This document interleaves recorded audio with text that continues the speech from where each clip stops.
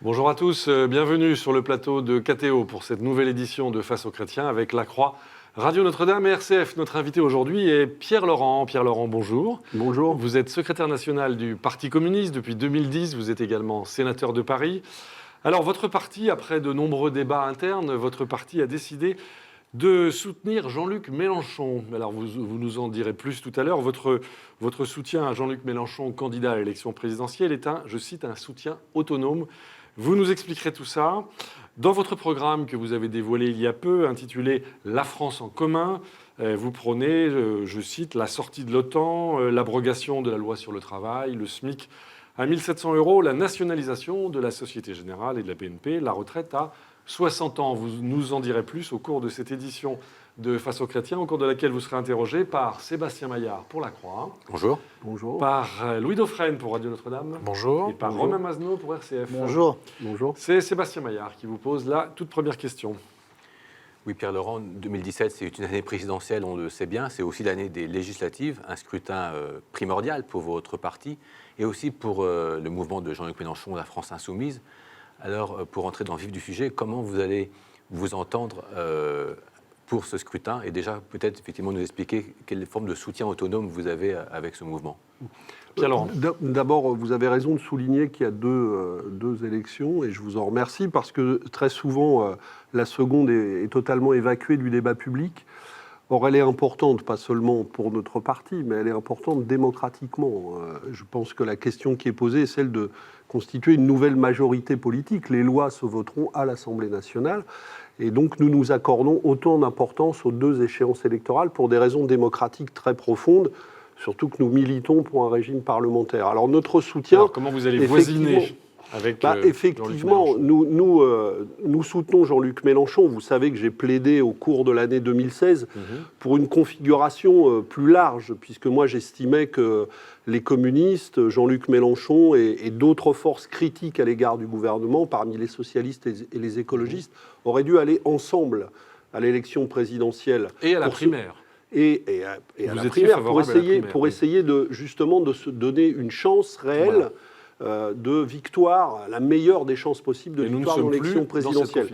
Mais faute d'avoir obtenu cela, nous soutenons le candidat dont le programme est le plus proche du nôtre. Nous avions beaucoup de plages communes de programme déjà depuis 2012 avec Jean-Luc Mélenchon, c'est toujours le cas. Donc, mais il y a aussi des points sur lesquels nous nous différencions. Donc, nous avons, j'ai rendu public lundi, notre propre contribution programmatique de manière à faire valoir l'ensemble de nos propositions.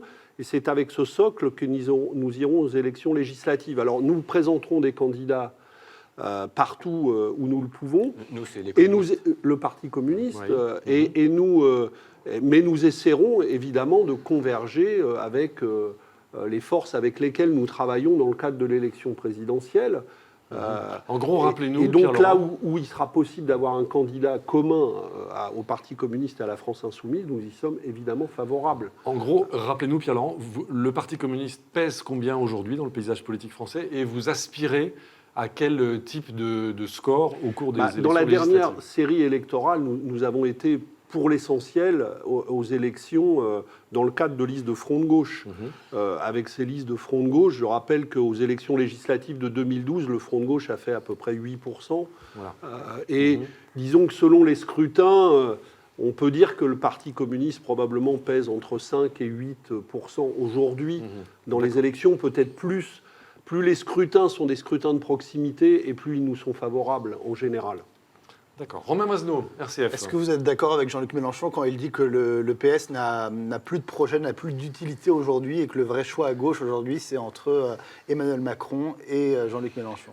Ce qui est vrai, je crois, c'est qu'aujourd'hui, on ne sait plus ce qu'est le programme du Parti socialiste, parce qu'on a une palette de propositions à l'intérieur du Parti socialiste qui est extrêmement éclatée. Donc peut-être que les échéances à venir vont nous éclaircir sur ce qu'est le Parti socialiste aujourd'hui, mais c'est sûr qu'entre ceux qui, comme nous, sont favorables à l'abrogation de la loi travail et ceux qui, comme Manuel Valls, continuent de la revendiquer comme un incontournable, il y a quand même un écart qui devient de moins en moins lisible. Ceci étant dit, moi, je considère que si nous voulons, avec Jean-Luc Mélenchon, créer une nouvelle majorité politique, dans cette majorité politique, il y aura nos forces, mais il y aura aussi les forces issues de l'actuel Parti socialiste. Et moi, je rencontre tous les jours des militants socialistes, des électeurs socialistes, qui se sentent plus proches de mes idées et de ce que je raconte que de la politique gouvernementale actuelle. Donc moi, j'aspire à travailler avec ces forces. Justement, dans la primaire du PS, est-ce que, en cas de victoire d'Arnaud Montebourg ou de Benoît Hamon, par exemple, ça représenterait une concurrence sérieuse pour vous, à gauche de la gauche? Alors, écoutez, moi, je ne vais pas faire de pronostic parce qu'on est tellement... On ne sait pas ce que va donner la primaire socialiste et jusqu'au bout ce que développeront comme proposition chacun des candidats avant le premier tour de cette primaire et entre les deux tours de cette primaire. Donc on va rester prudent sur ce qui pourrait en sortir, mais c'est évident, et parce que j'écoute ce qui se raconte, qu'il y a des propositions prises une à une qui m'intéressent dans ce que j'entends dans la parole d'Arnaud Montebourg et de Benoît Hamon, par exemple, même si je les trouve très insuffisantes sur certains domaines. Mais il y a des propositions qui rejoignent les nôtres, et tant mieux. Louis Dauphren, Radio Notre-Dame. S'il y a au premier tour de la présidentielle Jean-Luc Mélenchon, Emmanuel Macron et celui qui va sortir du chapeau côté socialiste, la gauche est éliminée mécaniquement du second tour. Ça, vous avez déjà considéré que c'était la logique. C'est un risque évident. C'est pour cette raison que tout au long de l'année écoulée, j'ai plaidé pour une autre configuration, pour éviter cela. Et d'ailleurs, nous avions les moyens, pour ce qui est du Parti communiste, de présenter un candidat. Nous pouvions aussi présenter un candidat. Et nous avons choisi de ne pas le faire pour ne pas aggraver cette situation. Maintenant, puisque nous sommes dans cette configuration, moi, je me battrai avec toute mon énergie pour que le candidat que nous soutenons essaye de se qualifier au second tour de l'élection présidentielle. On ne peut pas imaginer un sursaut collectif de la gauche, parce que la gauche joue collectif habituellement, avec finalement en se disant, tiens, on va tous s'unir sur une tête, et puis on se répartira après les postes. C'est généralement ce qu'elle fait. Ça paraît trop tard, ça, c'est fini.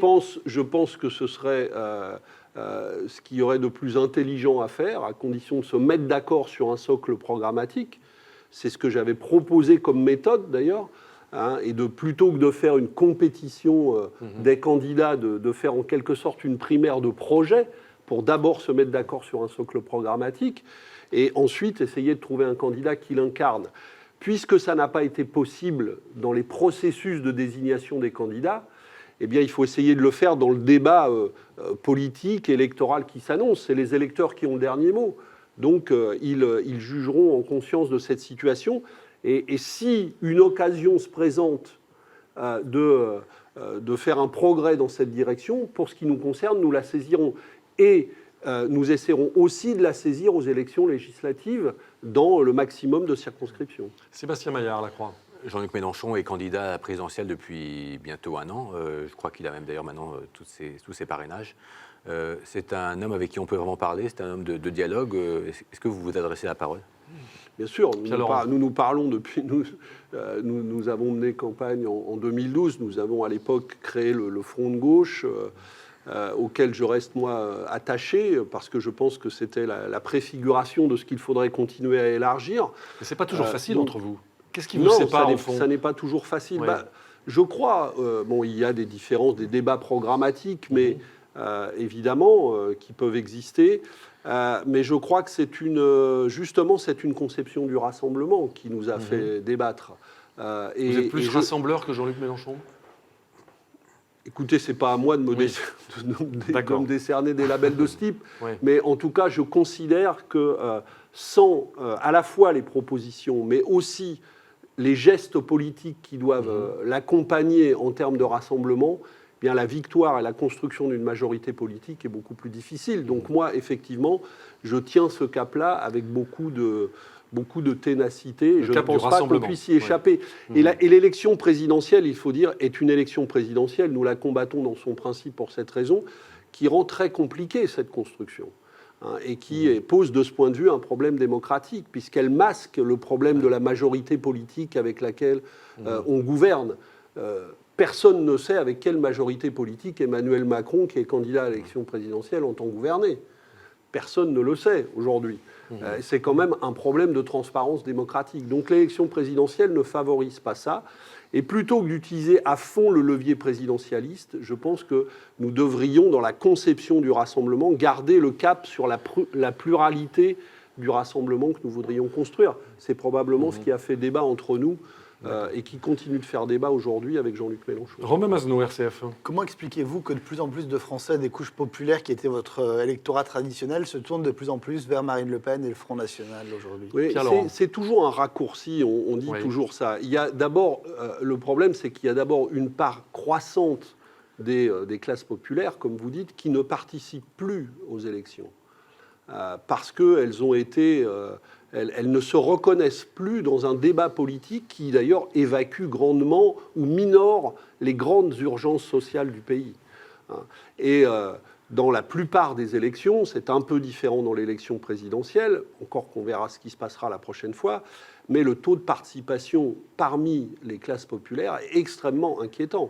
Donc il y a un problème de discrédit, pas du Parti communiste, mais de la politique, qui est très préoccupant pour l'avenir démocratique. C'est l'abstention qui est oui, le cancer de la démocratie. Et même la non-inscription sur les listes électorales. Parmi ceux qui votent, on sait que le Front National est le premier parti ouvrier. Alors, parmi ceux qui votent, il y a aujourd'hui une part importante qui vote pour le Front National. Et c'est évidemment pour nous un sujet de préoccupation. Ce sont vos anciens électeurs. Je crois qu'il y a un grand... Oui, ils sont souvent passés, ils ne passent pas, en général, toutes les études le montrent, du vote communiste au vote Front National. Souvent, ils sont passés par d'autres votes avant qui les ont déçus. Mais je ne minore pas le problème.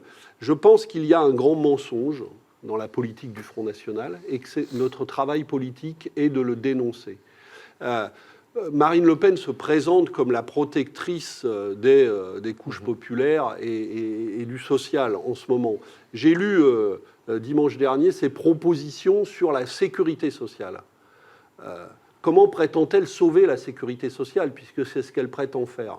Il n'y a pas un mot sur les questions du financement, sauf à dire qu'il faut supprimer l'aide médicale d'État, créer un délai de carence pour les travailleurs étrangers qui n'auraient plus de couverture sociale pendant plusieurs années quand ils viennent en France, supprimer le tiers payant généralisé et lutter contre ce qu'elle appelle la fraude sociale, qui n'est évidemment chez elle absolument pas la fraude patronale, mais uniquement, soi-disant, la fraude des assistés.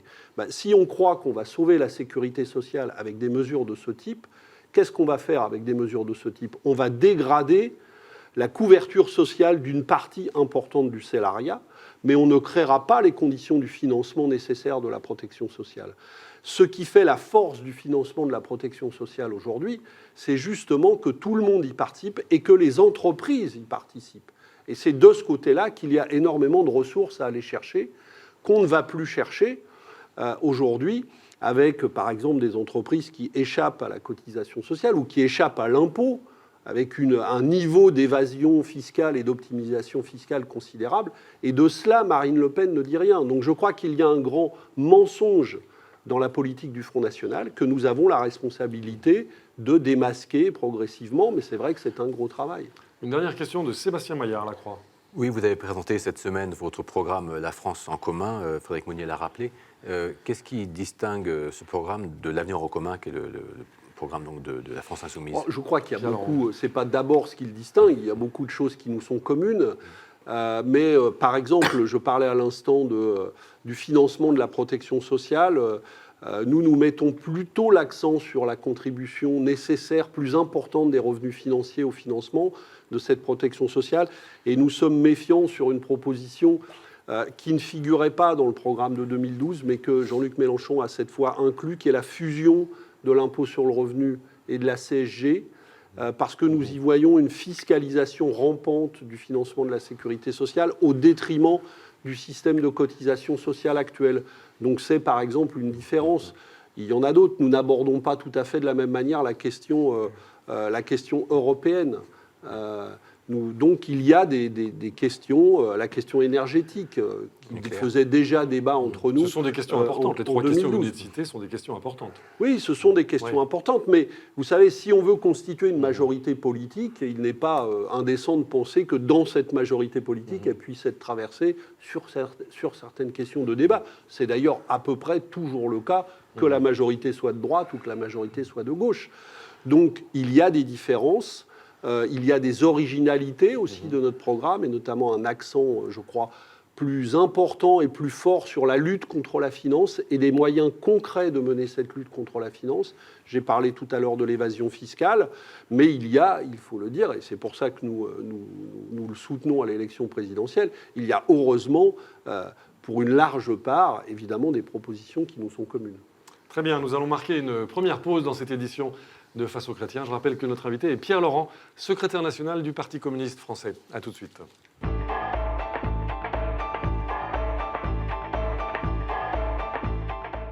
Retour sur le plateau de KTO pour cette édition de Face aux Chrétiens, avec aujourd'hui notre invité Pierre Laurent, secrétaire national du Parti communiste français. Il est interrogé par Sébastien Maillard pour La Croix, par Louis Dauphren pour Radio Notre-Dame et par Romain Masneau pour RCF. C'est Louis Dauphren qui pose la première question. 1917-2017, ça fait 100 ans que le communisme fait son éruption dans le monde, par un coup d'État, par la violence, incontestablement, pas démocratiquement, avec tous les crimes que l'on connaît. Mais néanmoins, vous étiez porté par un souffle historique et puis aussi par tout un langage, la dictature du prolétariat, etc., la lutte des classes, la faucille et le marteau. Tout cela, on a le sentiment que ça a complètement disparu et qu'aujourd'hui, le PC qu'on a pu connaître avant la chute du mur, qui n'était pas à gauche mais à l'est, on se souvient de cette formule, finalement n'est porté par plus rien. Oui, c'était pas la vôtre, mais n'est porté par plus aucun souffle. C'est-à-dire, où est passé le caractère révolutionnaire? Quels sont vos symboles encore aujourd'hui? Quels sont vos symboles? Quel est votre ADN? Quel est votre récit? On a l'impression que vous êtes une boutique qui gérait en fait des alliances avec une gauche qui marche clopin-clopin. Alors votre ADN, Pierre Laurent, aujourd'hui?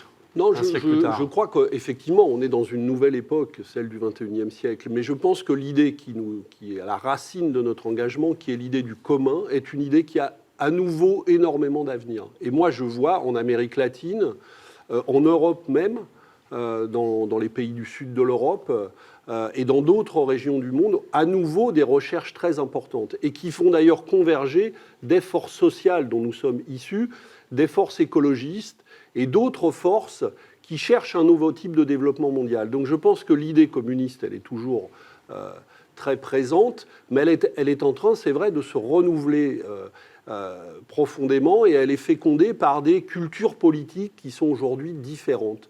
Et je pense que, mais c'est incontestable, qu'avec la chute du mur et la chute de l'Union soviétique, c'est une nouvelle période de l'histoire qui s'est écrite. Juste une petite correction historique, notre centenaire à tout, c'est 1920, la création du Parti communiste. Oui. Et si on veut parler de l'histoire du communisme, sa naissance, c'est pas 1917, c'est 1848. L'histoire du communisme contemporain est l'histoire d'un siècle et demi. C'est le manifeste de Karl Marx et d'Engels, le manifeste du Parti communiste qui met sur les... Notre histoire communiste, je veux dire, c'est qu'elle n'est pas que soviétique. Elle n'est pas que soviétique. Louis Dauphren, très bonne remarque. Qu'est-ce que vous gardez de cet héritage-là, de cet héritage marxiste pour lutter contre cette bourgeoisie qui a noyé l'extase religieuse dans les eaux glacées du calcul égoïste? Une idée essentielle, c'est que je crois que l'avenir appartient à des systèmes économiques et politiques qui rendront à ceux qui produisent les richesses, c'est-à-dire les salariés, ceux qui vivent de leur travail, qui leur rendront la maîtrise politique de l'utilisation de ces richesses.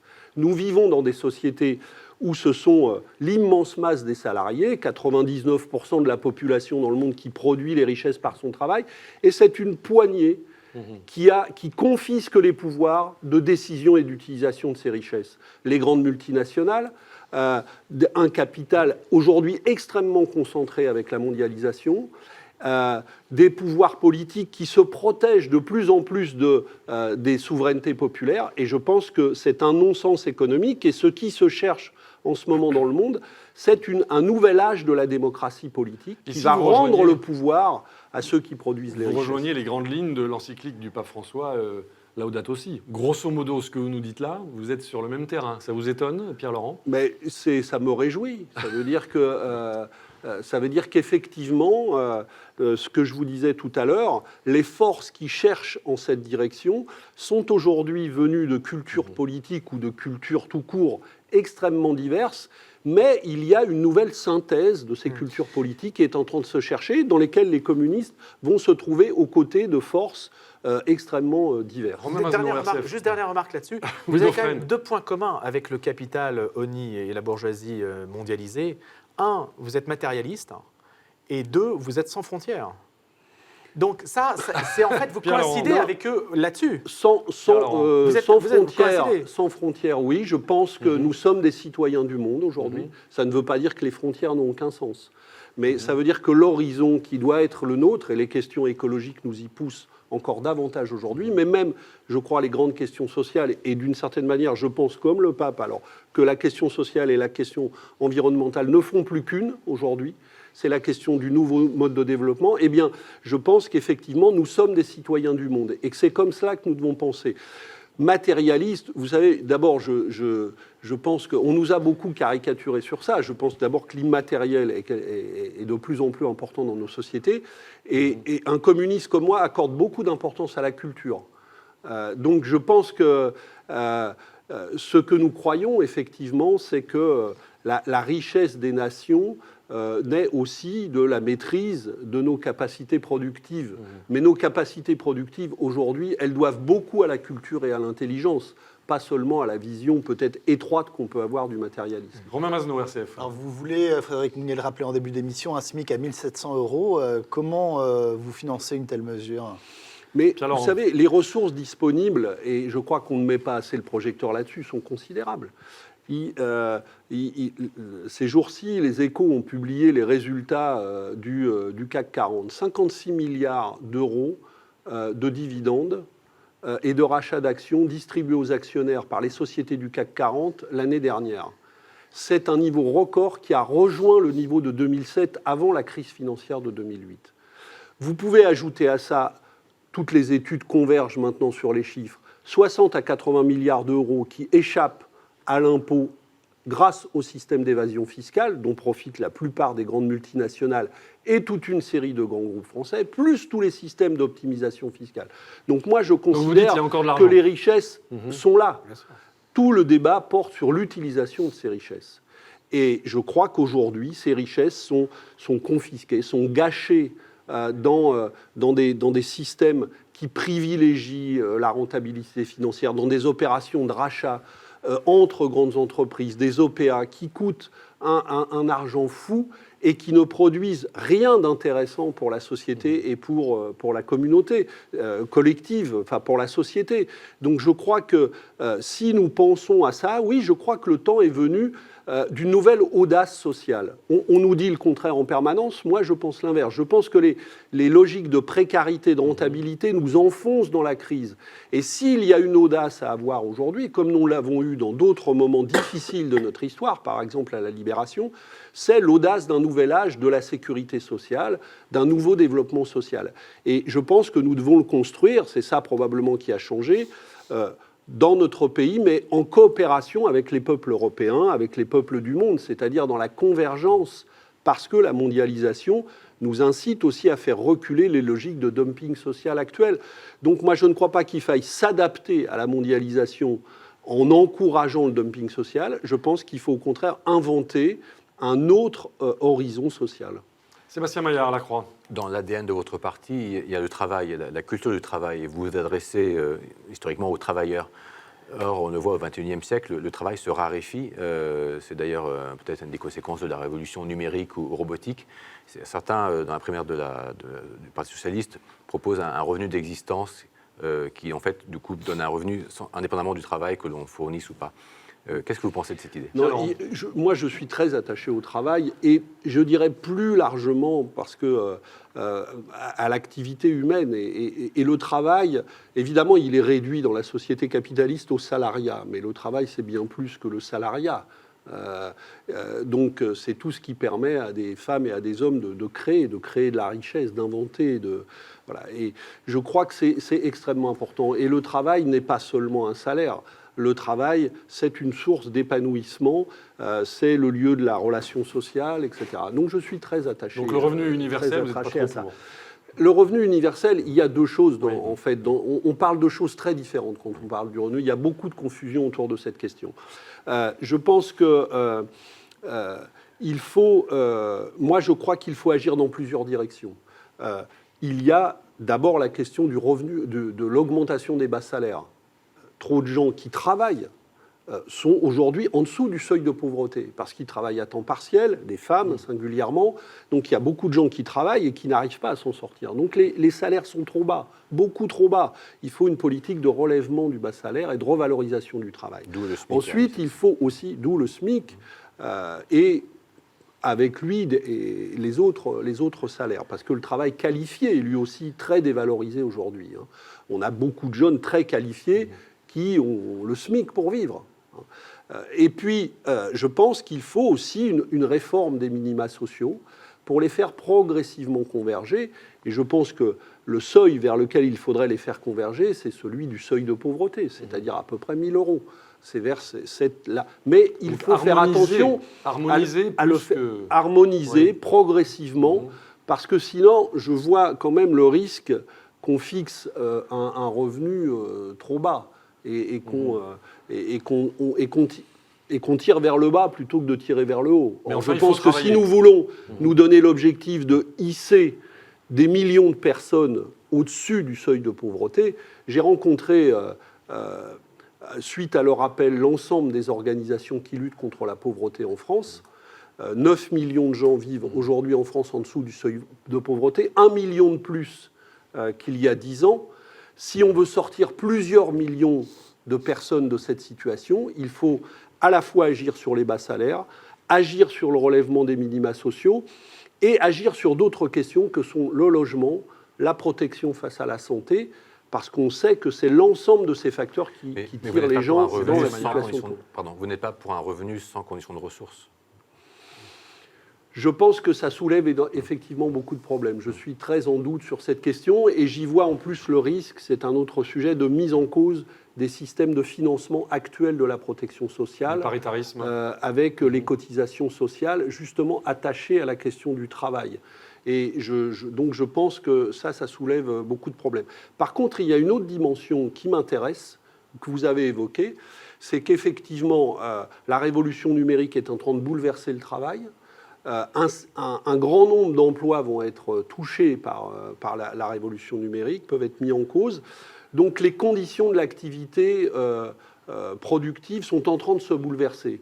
Et là, il faut penser probablement de nouveaux modes de revenus contributifs, comme le disent certains, qui ne sont pas forcément seulement le salaire, mais qui rétribuent aussi les périodes de formation. Nous proposons un système qui s'appelle la sécurité d'emploi et de formation, espèce de nouvel âge de la sécurité sociale, qui permettrait aux gens tout au long de leur vie d'avoir des revenus en période d'emploi et en période de formation.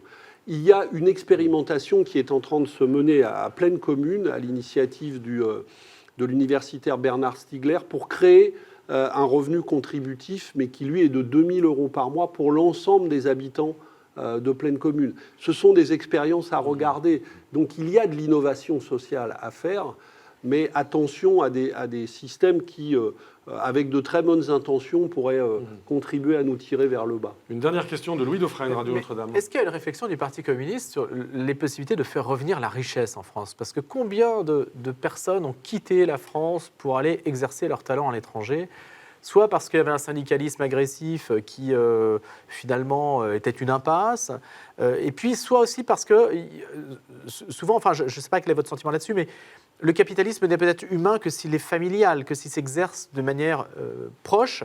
Et on a l'impression que les communistes se sont souvent opposés à cette vision-là au nom de la lutte contre une forme de paternalisme, etc. Est-ce que vous n'avez pas une responsabilité, finalement, de cette pauvreté endémique qui caractérise notre pays? Non, mais ceux qui, en tout cas pour ceux qui sont propriétaires d'entreprises, qui ont tendance à quitter le territoire national, sont les plus riches. C'est ceux-là qui cherchent l'optimisation fiscale, l'évasion fiscale pour maximiser leurs profits. Mais les entrepreneurs familiaux dont vous parlez, et qui ne sont absolument pas soutenus par le système actuel, qui sont étranglés par les banques, qui sont rincés par les grands donneurs d'ordre du CAC 40, qui font peser sur les petites entreprises tous les coûts, qui sont agressés par les systèmes de dumping social. Et par exemple, nous convergeons avec un certain nombre de ces entrepreneurs sur la question de la mise en cause du travail détaché en Europe, qui est une forme de dumping social organisé officiellement par l'Union européenne. Donc ces patrons-là, vous les soutenez, la protection de toute une série de petites entreprises, d'entreprises familiales, d'un réseau effectivement de petites et moyennes entreprises qui sont attachées à la création de l'emploi, attentives à la qualité du travail, nous y sommes, nous, profondément attachés. Mais ça ne fait pas disparaître. Vous êtes peu représenté. Ça ne fait pas disparaître dans ces entreprises le conflit qui peut exister entre des salariés et leur niveau salarial et ses employeurs. Mais en tout cas, c'est un tissu d'entreprises qui nous intéresse. Et d'ailleurs, aujourd'hui, un des problèmes, c'est que moi qui vais beaucoup dans les entreprises, c'est qu'on rencontre des salariés qui ne savent plus qui est leur patron. Parce que la propriété appartient à des fonds de pension qui ne regardent même plus qui travaille, où et comment, et qui se moquent totalement de la localisation des entreprises. Donc, moi, tout ce qui permet de développer la responsabilité sociale et territoriale des entreprises et l'attention à ce tissu productif, au contraire, les communistes sont très préoccupés par ça. Donc vous êtes d'une certaine façon l'allié de certains patrons, Pierre-Laurent. Mais nous sommes des défenseurs de l'activité productive et du travail et d'une activité productive intelligente. Et vous savez, dans l'histoire, les communistes ont souvent su apporter leur contribution à l'effort, et évidemment à l'effort national de reconstruction de la France à la libération, mais nous avons été toujours très attentifs. Nous avons l'intérêt général et toujours ce qui nous a guidés et ce qui continue de nous guider aujourd'hui quand nous mettons sur la table des grands sujets. Par exemple, dans le domaine du transport, aujourd'hui, on nous présente comme très moderne de faire revenir des bus et de sacrifier le ferroviaire. Il y a des salariés qui ne cessent d'alerter sur ça. Eh bien, je pense que nous défendons mieux l'intérêt général que certains qui le font au nom de la prétendue concurrence libérale. Donc, oui, je crois que nous sommes plus attentifs que beaucoup d'autres qui le prétendent au tissu productif national. Alors, nous avons encore beaucoup de questions à vous poser, notamment sur le plan international. Pierre-Laurent, nous allons marquer une deuxième pause dans cette édition de Face aux chrétiens. Et nous retrouvons notre invité dans quelques instants, Pierre-Laurent, donc secrétaire national du Parti communiste. À tout de suite.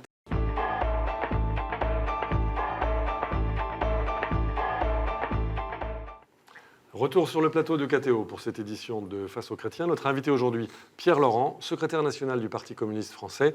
Il est interrogé par Sébastien Maillard pour La Croix, par Louis Dauphren pour Radio Notre-Dame et par Romain Mazenot pour RCF. C'est Romain Mazenot qui pose la première question. On n'entend guère le Parti communiste sur les questions de l'islam, de la laïcité. Est-ce que vous seriez favorable, par exemple, à une charte de la laïcité adossée à la Constitution, comme le propose Manuel Valls ?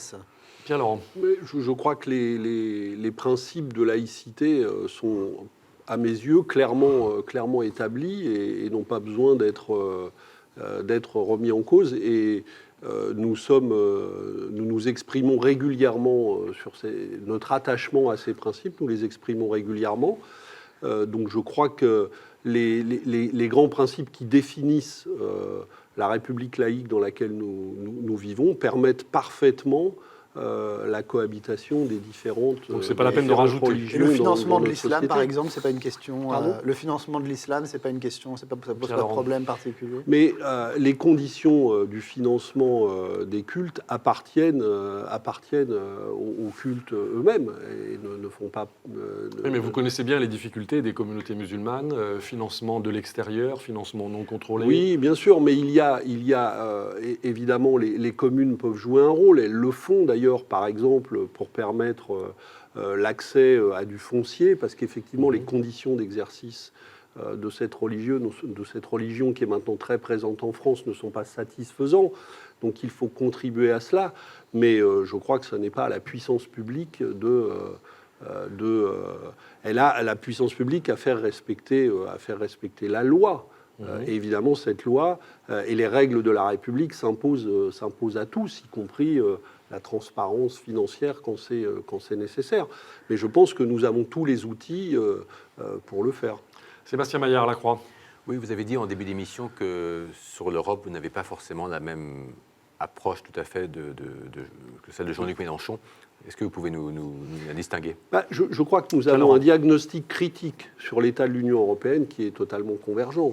L'Union européenne actuelle est dans l'impasse parce qu'elle s'est accrochée à des modèles de construction libéraux qui ont provoqué la concurrence plus que l'harmonisation sociale, qui privilégient la protection des marchés financiers via les politiques de la Banque centrale européenne et qui finalement ont contribué à la crise dans laquelle nous sommes. Donc il faut refonder très profondément la construction européenne actuelle. Comment ? Là où nous avons une discussion, c'est que, évidemment, certains sont tentés de dire la crise est telle qu'il faudrait se retirer, en quelque sorte, de cette construction. Moi, je crois au contraire qu'il est absolument indispensable de maintenir comme un objectif central, notamment des politiques de gauche, la reconstruction d'un projet solidaire européen. À l'intérieur même de l'Europe, à partir de l'intérieur de l'Europe.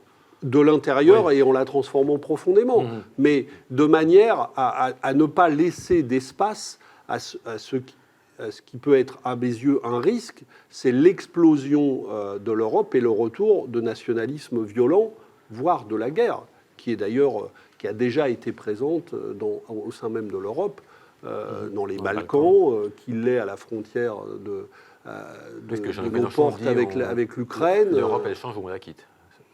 C'est une vraie différence. Mais je crois qu'il faut la changer, justement. Moi, je pense que cette manière de présenter les choses me paraît aller trop vite et de manière dangereuse à un accompagnement du délitement actuel de l'Europe. Ce sont les politiques actuelles qui sont en train de défaire l'Europe. D'ailleurs, le Brexit a été provoqué par des forces libérales.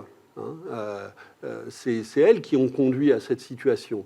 Donc ce projet est en train de se déliter, mais le problème c'est qu'une partie de ces forces aujourd'hui, qu'est-ce qu'elles prônent ? Le retour à la concurrence des nations et non pas à leur coopération. Donc je pense que notre responsabilité est de continuer à construire au contraire de la solidarité.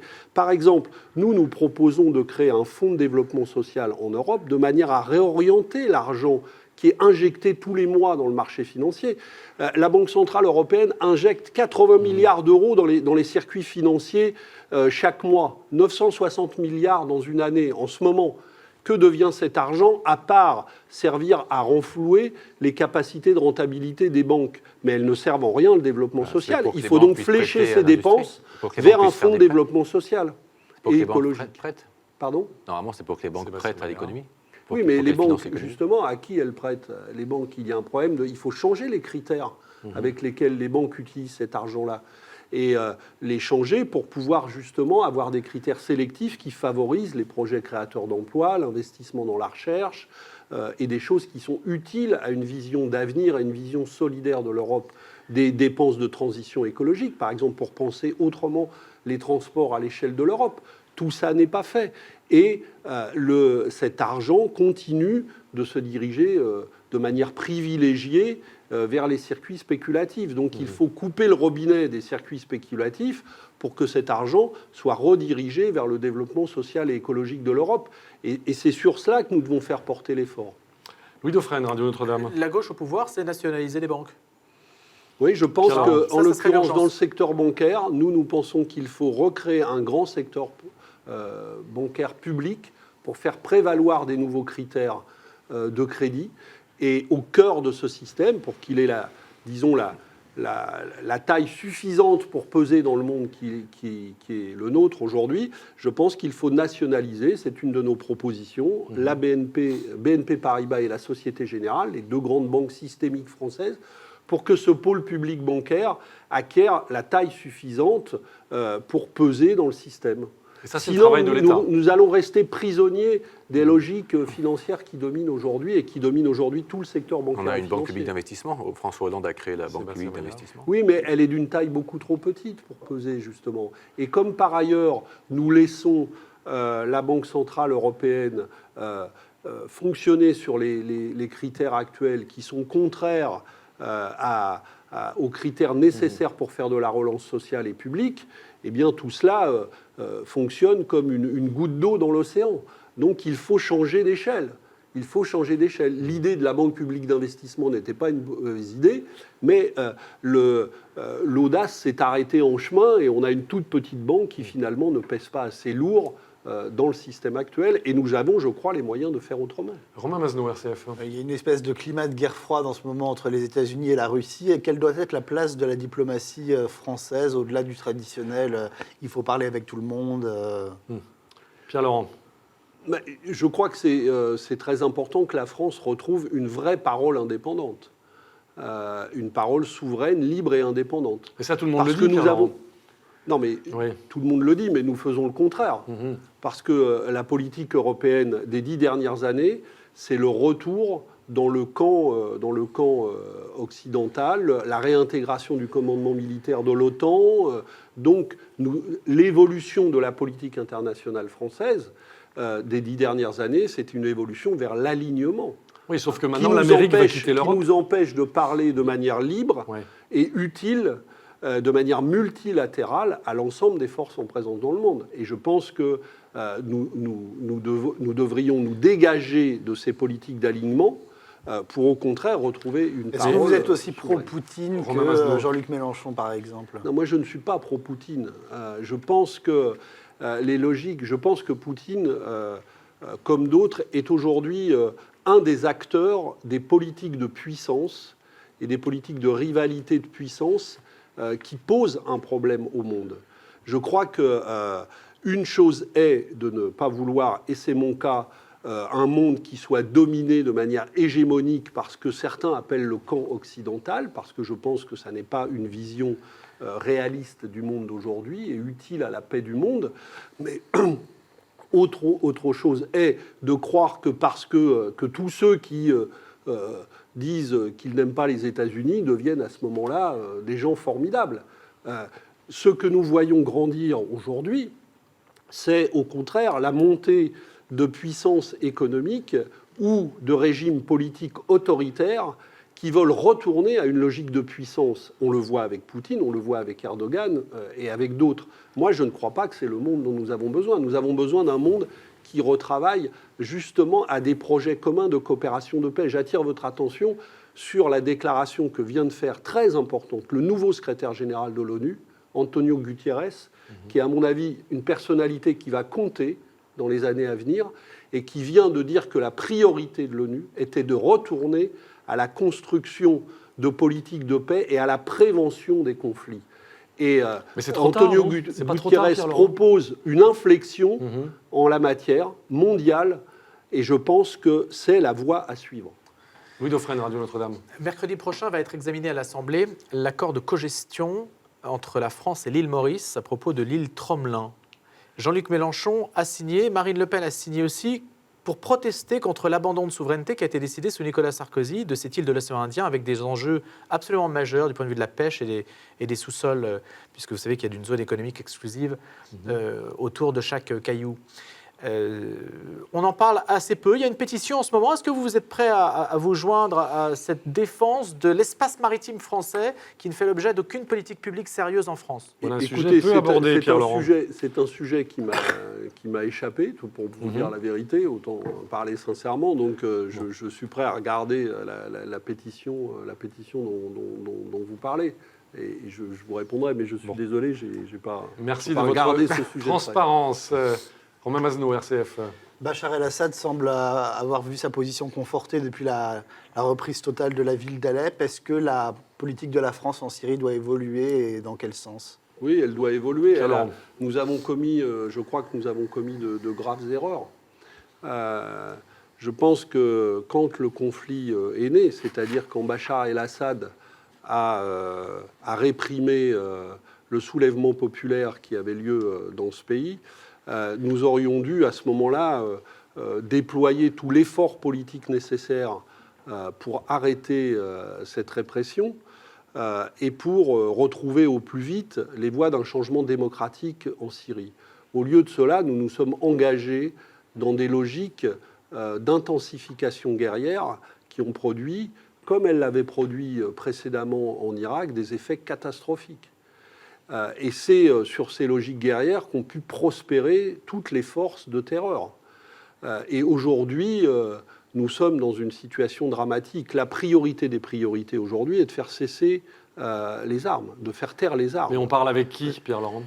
Mais aujourd'hui. Nous sommes obligés, et c'est comme ça toujours quand nous nous sommes enfoncés dans la logique de guerre, de parler avec les acteurs de cette guerre pour effectivement faire revenir la voix de la raison. Je pense qu'il faut faire taire les armes parce que le nombre de victimes est considérable, provoquant le flot de réfugiés que vous connaissez. Et il faut retrouver une voie diplomatique et politique que nous n'aurions jamais dû abandonner. Et ça ne veut pas dire que j'exonère de responsabilité tel ou tel acteur de ce conflit. Et je ne pense pas personnellement que Bachar el-Assad soit l'avenir de la Syrie. Je pense depuis toujours que ce pays a besoin d'une transition politique et démocratique décidée par les Syriens eux-mêmes. Mais dans la situation actuelle, cette reconstruction économique, étatique, politique, démocratique va prendre du temps. Et donc, il faut mettre les puissances internationales au service de cette reconstruction et pas seulement au service des logiques guerrières que nous avons, par nos interventions, nourries nous-mêmes. Sébastien Maillard-Lacroix. Cette guerre, elle génère des réfugiés, comme d'autres conflits, lesquels s'ajoutent aux flux migratoires qui sont appelés à se poursuivre dans le monde, aussi pour des raisons climatiques. Enfin, la migration est un vrai phénomène international. Comment est-ce qu'on y répond lorsqu'on est chef de l'État français? Je crois qu'il y a deux dimensions dans votre question. Concernant les réfugiés, nous avons un devoir d'accueil en respect des conventions internationales dont nous sommes signataires. Donc nous devons l'asile à tous ceux qui sont en droit de demander l'asile. Et nous savons que l'essentiel des gens qui sont arrivés en Europe sont des gens qui ont fui les conflits, qui ne pouvaient plus vivre sous les bombes, dont les maisons avaient été détruites et qui, effectivement, donc ceux-là, on les accueille. Recherchent l'asile. Donc nous sommes favorables à des politiques d'accueil qui devraient engager l'ensemble des pays européens pour pouvoir s'en donner les moyens. La France n'a pas fait, à notre avis, son devoir en la matière. Et le niveau d'accueil des réfugiés est extrêmement faible dans notre pays, alors même que nous nous apercevons depuis plusieurs mois que quand on sollicite véritablement l'ensemble de la communauté nationale, beaucoup de gens, de communes, d'associations sont prêts à déployer énormément d'énergie pour y parvenir. Donc on peut faire mieux. Donc je pense qu'on peut faire beaucoup plus et beaucoup mieux et que c'est indispensable. Après, il y a une autre question, c'est que je pense qu'effectivement, nous allons vivre dans un monde où les migrations humaines seront plus importantes pour des raisons inquiétantes qui sont les inégalités du monde aujourd'hui ou les problèmes climatiques, mais aussi pour une autre raison, c'est que dans la mondialisation favorise la circulation humaine et des gens vont aspirer à se déplacer, pas forcément à quitter leur pays pour vivre définitivement ailleurs, mais aussi pour aller se former. Et donc, en un mot, on fait quoi, Pierre-Laurent? Donc, je crois qu'il faut maintenant intégrer que le monde de demain est un monde dans lequel les migrations seront importantes. Et je crois que la France devrait penser sa politique et son rapport au monde en intégrant cette vision des migrations. Et je crois qu'il faut une gouvernance mondiale des migrations qui s'intéresse à tous ces problèmes-là. Et je pense que les discours frileux ou qui cultivent ou qui cherchent à instrumentaliser les peurs et les angoisses en la matière sont des discours qui nous desservent parce que je crois que l'avenir de la France est aussi dans un nouveau rapport au monde, dans cette dimension-là et dans l'autre d'ailleurs, c'est que la francophonie peut être aussi un atout formidable pour développer et redévelopper notre rayonnement international. Très bien. Merci beaucoup à vous, Pierre-Laurent. Je rappelle que vous êtes secrétaire national du Parti communiste. Nous vous avons reçu dans cette édition de Face aux chrétiens. Notre invité la semaine prochaine sera Vincent Peillon, candidat à la primaire du Parti socialiste. D'ici là, vous pouvez évidemment retrouver l'ensemble des éditions de Face aux chrétiens sur les sites des médias partenaires KTO, La Croix, Radio Notre-Dame et RCF. Merci à vous tous de votre fidélité. À la semaine prochaine.